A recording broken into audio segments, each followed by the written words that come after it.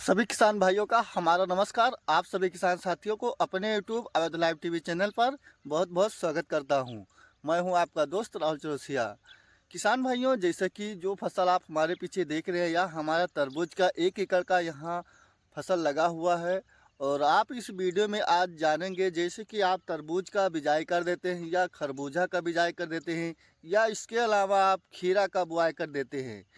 यानी आप फरवरी और मार्च के महीने में जैसे कि लौकी, कद्दू, नेनुआ, तरोई, खरबूजा, तरबूज, ये जितना फसल है आप सीधा ज़मीन पर बिजाई करते हैं, तो उसमें जो लाल कीड़े का समस्या देखने को ज़्यादा मिलता है।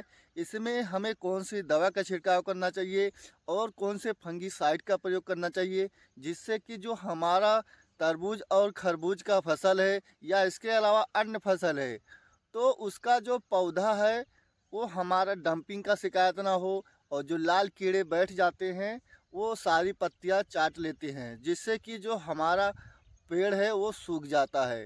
तो किसान भाइयों, आपको A to Z जानकारी मिलेगा, इसलिए वीडियो को लास्ट तक देखिए, तभी आपको सही जानकारी मिलेगा।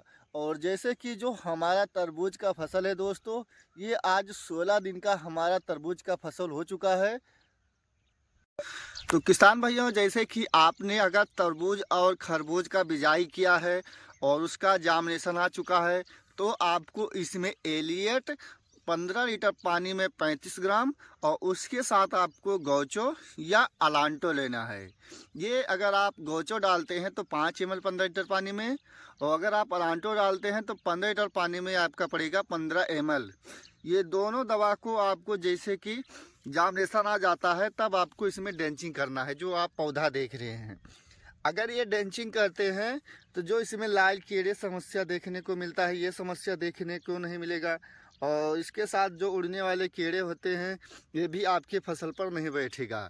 और अगर आप इसके अलावा खरबूजा और तरबूज के अलावा अगर आप अपने फसल में जो लाल कीड़े बैठते हैं, जैसे कि नेनुआ हो गया, तरोई हो गया, या खीरा हो गया, या कद्दू हो गया, या जो भी आप इस समय सब्जी लगाते हैं, तो उसमें जो लाल कीड़े का समस्या का प्रकोप ज़्यादा देखने को मिलता है, तो इसके लिए किसान भाइयों, सिजेंटा कंपनी का क्यूराक्रान, ये 15 लीटर पानी में आपको 10 ml डालना है।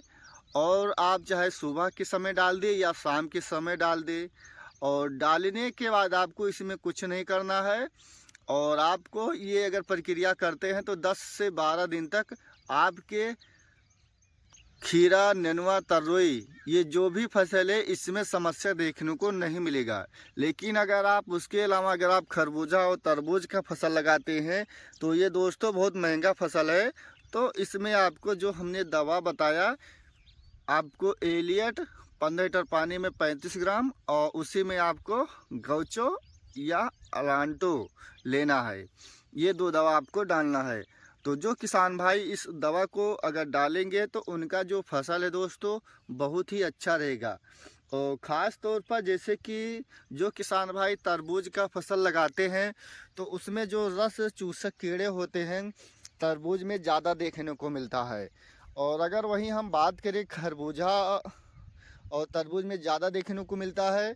लेकिन इसके अलावा जैसे कि आपका खीरा हो गया, नेनुआ हो गया, तरोई हो गया या कद्दू हो गया, तो जो इसमें मकड़ी का समस्या देखने को मिलता है, ना के बराबर मिलता है।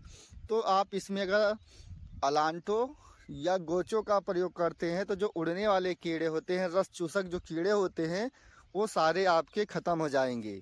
और नहीं तो जैसे कि अगर आप ये दवा नहीं डालते हैं, सीधा आप इसमें कीटनाशक का प्रयोग करते हैं, जो किसान भाई नए हैं वो नहीं जानते हैं, तो उनका नुकसान हो जाता है। नुकसान इस ऐसा होता है कि ये जैसे कि मान चलिए ये तरबूज का पेड़ है दोस्तों, तो जो तरबूज का पेड़ आप देख रहे हैं, जो इसमें रस चूसक कीड़े होते हैं, सारी पत्तियां इस प्रकार से जो आप देख रहे हैं ऐसे कर देते हैं और सारी पत्तियां का ग्रोथ रुक जाता है।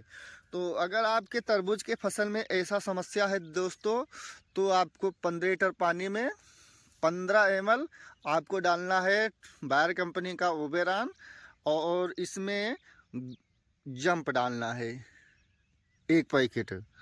50 रुपये का मिलेगा। अगर आप ये दोस्तों 2 दवा का छिड़काव करते हैं तो आप 2 ही दिन में देखेंगे जो आपका तरबूज का फसल है, जैसे आप इसमें टॉनिक डाल देते हैं उसी प्रकार से ये तरबूज का पौधा आपका अच्छे से ग्रोथ करेगा। और जैसे कि हमने कल इसमें ओबेरॉन और जंप डाले हुए थे, आप खुद ही देख सकते हैं इसका रिस्पांस कैसे है।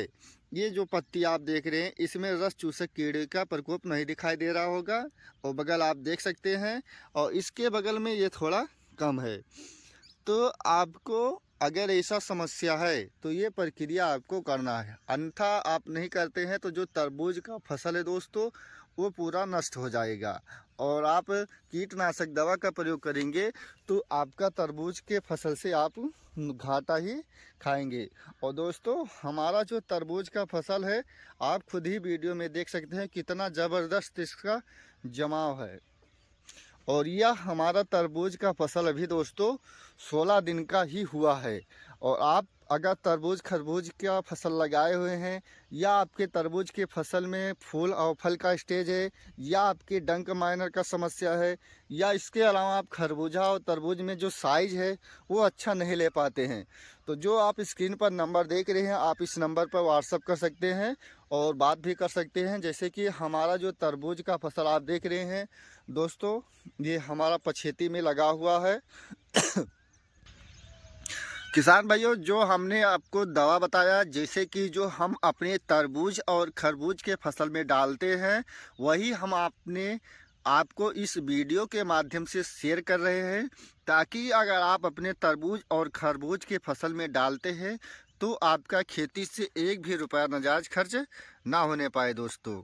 और जैसे कि जिस किसान भाई का तरबूज का फसल इससे आगे है, और जो नए किसान हो नहीं जानते हैं कि हमें इस समय कौन सी दवा का छिड़काव करना चाहिए, तो वो हमारे व्हाट्सअप नंबर पर बात कर सकते हैं, भेज सकते हैं और बात भी कर सकते हैं। उनको A to Z जानकारी मिल जाएगा, जिससे कि खेती में उनका एक भी रुपया नाजायज खर्च ना लगने पाए। तो किसान भाइयों, अगर आपको यह हमारा तरबूज का फसल अच्छा लगा तो वीडियो को लाइक ज़रूर करें, और जो हमारे चैनल पर नए हैं या अभी तक हमारे चैनल को सब्सक्राइब नहीं किया है तो कृपया चैनल को सब्सक्राइब करें। जैसे ही मैं वीडियो अपलोड करूँ सबसे पहले आपको हमारा मिले। किसान भाइयों, जो हमारे पास इस वक्त तरबूज और खरबूज का फसल लगा हुआ है, ये हमारे पास 2 एकड़ तरबूज का फसल है, और इसके अलावा 1 एकड़ खरबूजा का फसल है, और दोस्तों 2 एकड़ हमारे पास खीरा का भी फसल है, जिसमें कि हम खीरा का बीज निकालते हैं।